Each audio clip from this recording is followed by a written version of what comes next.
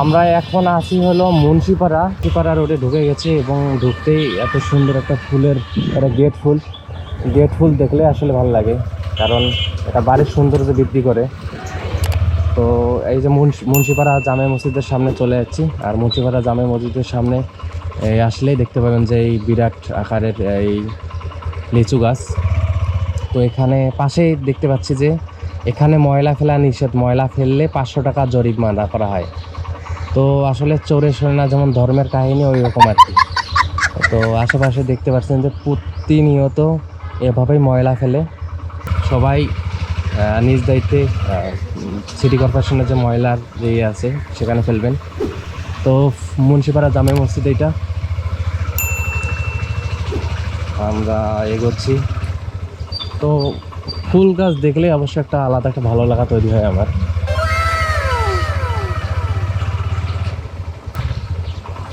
এই ফুল গাছ, এই যে পাশে ফুল গাছ।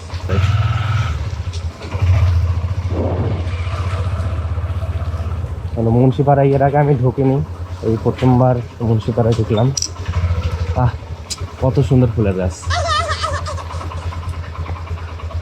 শিউলি ফুল সম্ভবত এটা। এটাও গেট ফুল হিসাবে ব্যবহার করা হয় বলতে লাগানো হয়।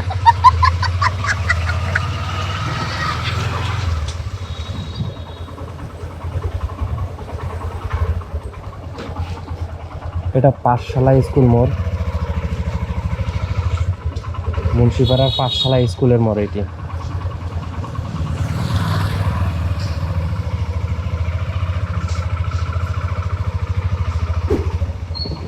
কয়েক দিক দিয়ে রাস্তা। কাকা ক্লাব মোড় উঠা যাবে এটা? হ্যাঁ,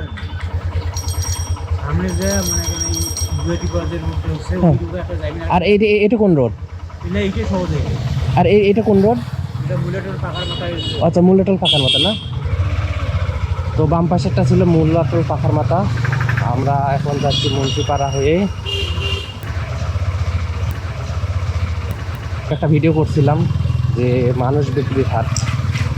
মানুষ বিক্রির হাট বলতে বোঝাচ্ছি যে মানুষের যে পারিশ্রমিকটা আছে সেটা বিক্রি হয়, সেটা একটু আগে আমি ভিডিও করে এসেছি, আপনারা ভিডিওটা পেয়ে যাবেন। এটা হলো মুন্সিপাড়া কবরস্থান, সম্ভবত মুক্তিযোদ্ধা কবরস্থান। এটা হচ্ছে মুক্তিযোদ্ধা কবরস্থান মুন্সিপাড়ার।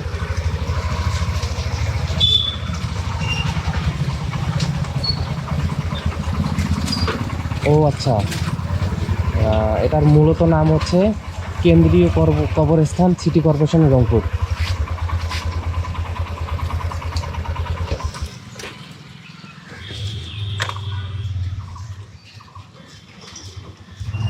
এই মুন্সিপাড়ায় ঢুকলে আপনারা পাঠশালা মোড়ের পাশে দেখতে পাবেন কেন্দ্রীয় কবরস্থান, সিটি কর্পোরেশন রংপুর। মানে কেন্দ্রীয় কবরস্থান আর কি সিটি কর্পোরেশনের, মুন্সিপাড়ার মধ্যে।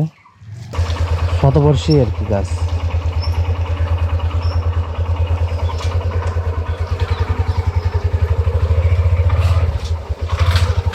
আর এটা হচ্ছে মুন্সিপাড়া বালিকা সরকারি প্রাথমিক বিদ্যালয়, উন্নয়নের কাজ চলতেছে।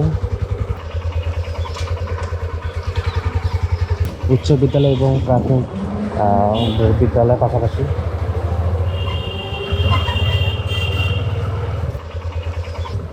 আর এটা হচ্ছে মুন্সিপাড়া মোড়।